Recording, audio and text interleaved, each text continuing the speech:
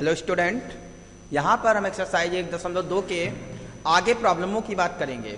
पिछले लेक्चर में आपने जो प्रॉब्लमें पढ़ी हैं उन्हीं से संबंधित कुछ प्रॉब्लम्स और यहाँ पे पढ़ने वाले हैं। ठीक है, उन प्रॉब्लमों को हमें ध्यान से समझना है, देखेंगे ध्यान से उन प्रॉब्लमों को। पहली प्रॉब्लम दी है, प्रश्न संख्या 6 है, नीचे दिए गए समुच्चयों में समान समुच्चयों का चयन कीजिए। समान समुच्चयों का आपको चयन करना है, ठीक है, यानी आपको यह बताना है कि इसमें कौन समान है कौन समान नहीं है। देखेंगे हम तो यहां पर a बराबर दिया है 2, 4, 8, 12। क्लियर हो गया सभी का। अगला दिया हुआ है b बराबर 1, 2, 3, 4। ठीक, तो 1, 2, 3, 4। अब इसमें हमें देखना है कि सभी पहले हम नोट कर लेते हैं। c बराबर नोट कर लिया, d बराबर नोट कर लिया, e बराबर नोट कर लिया। ठीक, अब इसमें देख लेते हैं पहले कोई बराबर है। देख लीजिए कोई बराबर है आपका 2, 4, 8, 12 है। कोई बराबर 2, 4, 8, 12 के नहीं है। 2, 4, 8, 12 2, 4, 8, 12 नहीं है, कोई नहीं है इसमें। तो यहां पर अगर हम देखें 0 का माए तो कोई समान समुच्चयों का अगर चयन हमें करना हो तो इसमें से कोई भी समान समुच्चय हमारा नहीं आ रहा है। आ रहा है कोई समान समुच्चय? आप ज्ञात करके देखिएगा। 4, 8, 12 कामा है यहाँ पे, 4, 8, 12, 14। 4, 8, 12 तो मिल रहा है लेकिन 14 नहीं मिल रहा ए वाले में। ठीक है, 3, 4, 12 इसमें भी नहीं मिल रहा है, 1 - 1 ये भी नहीं मिल रहा है। तो ये कोई समान समुच्चय नहीं है, कोई भी समान समुच्चय नहीं है। हैं आपको दिख रहे हैं कोई समान समुच्चय? इसमें नहीं है कोई समान समुच्चय। 1 - 1। अब ये देखिए, ये वाला ई वाला और जी वाला, देखिए अवयव इधर उधर जरूर है लेकिन अवयव इधर उधर होने से समुच्चय समान हो जाएंगे। अवयवों को आप इधर उधर लिख सकते हैं। तो ई बराबर जी लिख सकते हैं। आप क्या लिख सकते हैं? ई बराबर जी। केवल एक मिला आपको, और नहीं मिले कोई भी। क्लियर हो गया। अब 0, 1 देखो 0, 1 मिल रहा है कहीं पे ऊपर? नहीं मिल रहा है। 0, a है, ये 1 नहीं है। ठीक, इसके बाद में आगे बढ़ेंगे एक्सरसाइज 1.3 पर। उप समुच्चय, एक नया टॉपिक आपके लिए आया है, उप समुच्चय। तो उप समुच्चय क्या होता है? देखिए अभी तक हम लोगों ने समुच्चय पढ़ा था, अब उप समुच्चय पढ़ेंगे। यदि किसी एक समुच्चय के सभी अवयव दूसरे समुच्चय में निहित हों, यानी एक समुच्चय हो उसके सभी अवयव दूसरे में मौजूद हों, पहला समुच्चय दूसरे का उप समुच्चय कहलाता है। जैसे अगर हम कहें, यह एग्जाम्पल पढ़ने से पहले आपसे आपका एग्जाम्पल कहते हैं। आप कक्षा 11 के विद्यार्थी हैं और आप इस स्कूल के विद्यार्थी हैं। तो अगर हम a बराबर मान लें कक्षा 11 का कोई विद्यार्थी और b बराबर मान लें स्कूल का कोई विद्यार्थी, तो जो कक्षा 11 का विद्यार्थी होगा वो स्कूल का विद्यार्थी तो होगा ही। तो यहां पर कक्षा 11 का विद्यार्थी स्कूल का क्या हो जाएगा? उप समुच्चय हो जाएगा। लेकिन अगर हम कहें स्कूल का विद्यार्थी कक्षा 11 का विद्यार्थी का उपसमुच्चय नहीं होगा, क्योंकि पता नहीं वो किस क्लास का हो। भाई जैसे हमने कह दिया स्कूल का कोई विद्यार्थी ए बराबर, ठीक, और बी बराबर कह दिया कक्षा 11 का विद्यार्थी। तो जो स्कूल का विद्यार्थी होगा वो तो किसी भी क्लास का हो सकता है, तो वो जरूरी नहीं बी में मौजूद हो। लेकिन अगर हम पहले कह दें कक्षा 11 का विद्यार्थी, बाद में कहें कि स्कूल का विद्यार्थी, तो उसका मौजूद होना जरूरी है। जैसे यहां पर दिया है a बराबर 1 से 10 तक, यहां b बराबर दिया है 1 से 20 तक। अब 1 से 10 तक जो दिया है वो 1 से 20 तक, इसमें ये मौजूद होंगे या नहीं? आप बताइए, मौजूद होंगे या नहीं? बिल्कुल 100% मौजूद होंगे। जब 1 से 10 तक संख्या इसमें है, 1 से 20 तक है, तो ये इसमें मौजूद होंगे। यहां a के सभी अवयव b में मौजूद है, अतः a b का उपसमुच्चय होगा। तब a उपसमुच्चय b, उपसमुच्चय का चिन्ह है, इसे ध्यान रखिएगा। तो a उपसमुच्चय b। क्लियर हो गया इतना सभी का। और b का कोई ना कोई अवयव a में नहीं भी होना चाहिए, पूरे अवयव हो जाएंगे। अगर यहां पर 1 से 10 तक, तो a उपसमुच्चय b ना लिख के a बराबर b लिख देंगे, ये भी ध्यान रखना। यानी b का कोई ना कोई अवयव a में नहीं भी होना चाहिए। अब देखिए, रिक्त स्थानों में उपसमुच्चय या नाट उपसमुच्चय का चिन्ह को भरना है। देखिए 2, 3, 4, यहां पे 1, 2, 3, 4, 5। अब आप दिमाग लगाइए जरा कि यहां पर 2, 3, 4 इसमें मौजूद है या नहीं? 2, 3, 4 मौजूद है इसमें, तो यहां पर क्या लग जाएगा? उपसमुच्चय का चिन्ह। क्या लग जाएगा? उपसमुच्चय का चिन्ह। क्यों? क्योंकि 2 3 4 यानी इसके अवयव इसमें पूरे पूरे मौजूद हैं, 2 3 4, इसलिए इसका चिन्ह आप लगाएंगे यहाँ पे। इसके बाद A B C, B C D. अब देखिए ए बी सी क्या इसमें मौजूद है? ए बी सी, भाई बी और सी तो मौजूद है, लेकिन ए कहाँ मौजूद है? ए भी यहाँ पे मौजूद होना चाहिए था, इसमें वो मौजूद नहीं है। इसमें आप नाट उपसमुच्चय का चिन्ह लगाएंगे। तो हमारे ख्याल से ये दोनों पार्ट तो समझ में आ गए होंगे सभी के, कोई दिक्कत वाली बात नहीं होगी। इसके बाद में अगला तीसरा पार्ट है एक्स सच दैट एक्स। आपके विद्यालय कक्षा 11 का एक विद्यार्थी है, ठीक वही जो हमने अभी बताया था आपको। एक्स सच दैट आपके विद्यालय का विद्यार्थी है, कोई दिक्कत वाली बात नहीं। कक्षा 11 का विद्यार्थी आपके विद्यालय का विद्यार्थी होगा ही, इसमें कोई शक की बात नहीं है। तो ये क्या होगा? यहाँ पे उपसमुच्चय का चिन्ह लगेगा। काय का चिन्ह लगेगा? उपसमुच्चय। यानी ये वाली कंडीशन दूसरी वाली कंडीशन का उपसमुच्चय होगा। क्लियर हो गया? आगे बढ़ते हैं हम।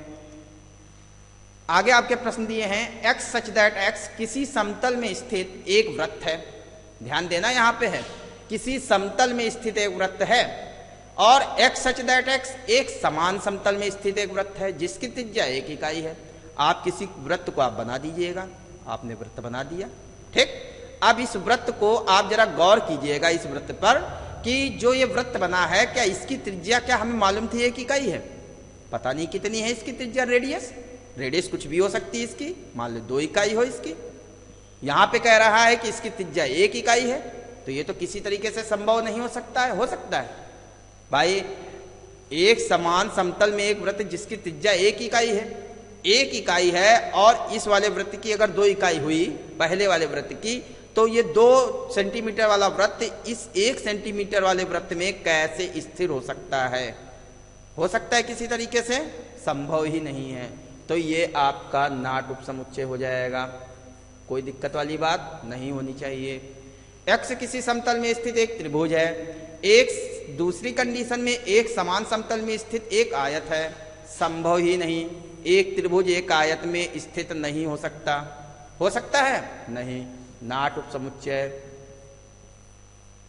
इसके बाद चौथी कंडीशन है, छठी कंडीशन है किसी समतल में स्थित एक समबाहु त्रिभुज। समबाहु त्रिभुज क्या होता है? जिसकी तीनों भुजाएं बराबर हों। दूसरी कंडीशन में एक समतल में स्थित एक त्रिभुज। भाई एक समबाहु त्रिभुज भी तो त्रिभुज ही होता है, तो ये तो स्थित होगा। एक समबाहु त्रिभुज भी तो एक त्रिभुज ही होता है, तो समबाहु त्रिभुज हो सकता है, ये त्रिभुज है, ये भी समबाहु त्रिभुज हो, तो ये चीज तो इसमें स्थित हो सकती है। लेकिन एक त्रिभुज एक समबाहु त्रिभुज में स्थित नहीं हो सकता। अगर ये पहले दिया होता तो ये फिर नाट उपसमुच्चय हो जाता, तो ये उपसमुच्चय हो गया आपका, ठीक। इसके बाद में आखिरी में एक समप्राकृत संख्या है। समप्राकृत संख्या का मतलब हम समझते हैं सभी लोग। समप्राकृत संख्या क्या होती है? समप्राकृत संख्या क्या होती है आपकी? यानी नेचुरल नंबर। नेचुरल नंबर जो आपकी दी हुई हैं 1 से लगाकर, और जितनी काउंटेबल नंबर हैं आपकी वो सब नेचुरल नंबर है। तो x एक पूर्णांक है, तो जो पूर्णांक है तो ये नेचुरल नंबर इसमें मौजूद होंगे या नहीं? नेचुरल नंबर जो आपके दिए होते हैं 1 2 3 4 5 डॉट डॉट, और पूर्णांक क्या होते हैं? माइनस वाले भी होते हैं, यानी -1 -2, ठीक, -3 और +1, ठीक, और +2 और +3, ये आपके पूर्णांक होते हैं। अब आप दिमाग लगाइएगा कि +1 +2 +3 और -1 -2 -3, ये सेकंड वाली कंडीशन के लिए है, और पहली वाली कंडीशन के लिए 1 2 3 4 5 है। तो ये इसमें मौजूद हैं या नहीं मौजूद हैं, ये बताइए आप हमें। आप सिर्फ ये बताइए, ये नहीं देखना है कि ये इसमें मौजूद हैं या नहीं। 1 2 3 4 5 ये सभी इसमें मौजूद हैं। -1 -2 -3 से लेना तो नहीं, क्योंकि ये इसमें मौजूद नहीं है, क्योंकि यही तो होता ही है कि बी के अवयव ए में मौजूद नहीं होने चाहिए, लेकिन ए के सभी अवयव बी में मौजूद होने चाहिए, ये कहता है। तो ये जब मौजूद होने चाहिए और मौजूद हैं, तो ये क्या हो जाएगा? उपसमुच्चय होगा। ये क्या होगा? उपसमुच्चय होगा। तो यहां पर लिख दीजिए ये उपसमुच्चय होगा, ठीक, कोई दिक्कत वाली बात नहीं है यहां पे, ठीक। इसके बाद में सभी स्वर बी बराबर दिया है सभी अंग्रेजी वर्णमाला के अक्षर, यानी ए बराबर सभी स्वर दिया है, सभी स्वर ए ई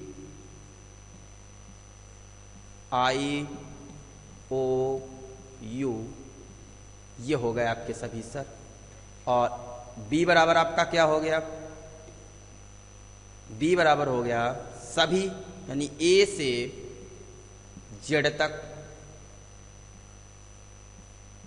अब आप हमें बताइए दिमाग लगा के कि ये पांचों इसमें मौजूद होंगे या नहीं, बताइए भाई। ए से जेड के बीच में ये पांचों मौजूद होंगे या नहीं?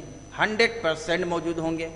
ये तो इसमें होंगे ही, ये तो इसमें होंगे ही, इसके पूरे इसमें नहीं होंगे, बाबेल वाले नहीं होंगे। अब वो होना भी चाहिए। तो यहाँ पर ए के सभी अवयव बी में मौजूद हैं, तो यहाँ पर ए उप समुच्चय बी का हो जाएगा। क्लियर बिल्कुल। अब ए बराबर सभी व्यंजन, सभी व्यंजन, ठीक, और बी बराबर अंग्रेजी वर्णमाला के सभी अक्षर। अब आप हमें बताइए, आप हमें बताइए कि सभी व्यंजन अंग्रेजी वर्णमाला के सभी अक्षरों में मौजूद होंगे या नहीं? बताइए। होंगे, 100% होंगे भाई। व्यंजन जो होंगे अंग्रेजी वर्णमाला के सभी अक्षरों में क्या होंगे? मौजूद होंगे। तो ये क्या होगा? ये भी उपसमुच्चय हो जाएगा, कोई दिक्कत वाली बात नहीं भाई। इसमें जो व्यंजन बच्चे हैं, अगर यहाँ पे व्यंजन कर दिए जाए तो वो भी तो यहाँ मौजूद होंगे, कोई दिक्कत वाली बात, कोई दिक्कत वाली बात नहीं। क्रिकेट के सभी खिलाड़ियों का समुच्चय, क्रिकेट के सभी खिलाड़ियों का समुच्चय आप ले लीजिए।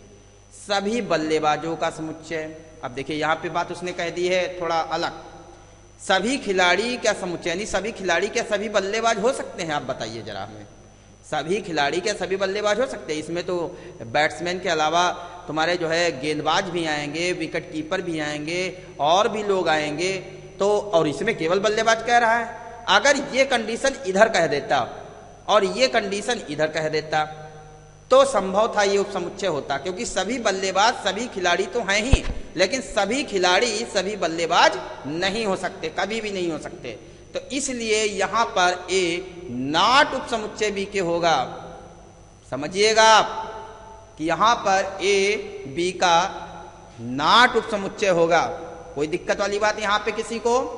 क्योंकि सभी बल्लेबाज क्रिकेट के सभी खिलाड़ी हो सकते हैं, लेकिन सभी खिलाड़ी क्या सभी बल्लेबाज हो सकते हैं?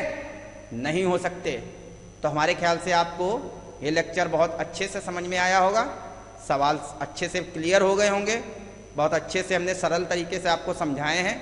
कोई दिक्कत वाली बात नहीं आनी चाहिए आपके लिए, ठीक है। इस लेक्चर को आप 1-2 बार देखिएगा, क्लियर हो जाएगा, ठीक है। तो हम यहीं पे इसको ख़त्म करते हैं। Thank you.